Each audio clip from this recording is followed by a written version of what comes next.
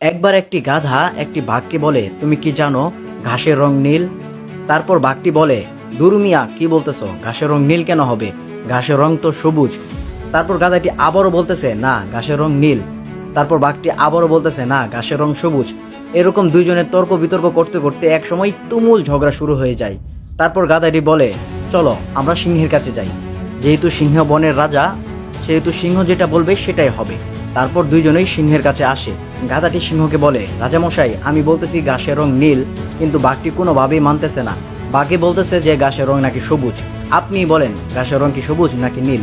তারপর সিংহটি বলতেছে, গাধা তুমি ঠিক, ঘাসের রং নীল। তো এটা শোনার পর গাধাটি অনেক খুশি হয়, অনেক আনন্দে নাচতে থাকে এবং ওইখান থেকে চলে যেতে থাকে।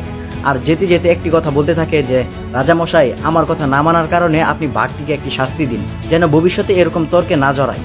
তারপর সিংহটি বাঘটিকে একটি শাস্তি দিল এবং বলল, তুমি আগামী 5 বছর কথা বলতে পারবে না।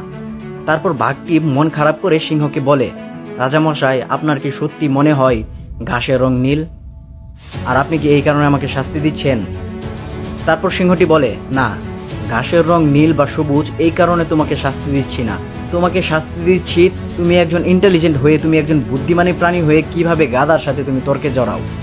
যে কিনা বাস্তবতায় বুঝে না, বাস্তব দৃশ্যকে বোঝার চেষ্টা করে না, যে কিনা রিয়েলিটি বোঝার ট্রাই করে না, তুমি তার সাথে কিভাবে তর্কে জড়াও। সেই কারণে তোমাকে শাস্তি দিচ্ছি। তোমার মতো ইন্টেলিজেন্ট কিভাবে গাধার সাথে তর্কে জড়ায়, তার কারণে তোমাকে আমি শাস্তি দিচ্ছি। তো এই গল্পের শিক্ষামূলক বিষয়টা কি?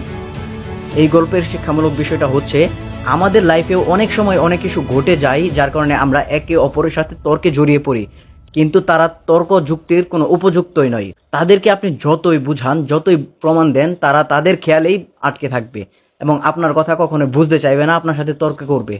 আর তাদের সাথে তর্ক করাটা সময় নষ্ট ছাড়া আর কোনো কিছুই না। সো সাবধান।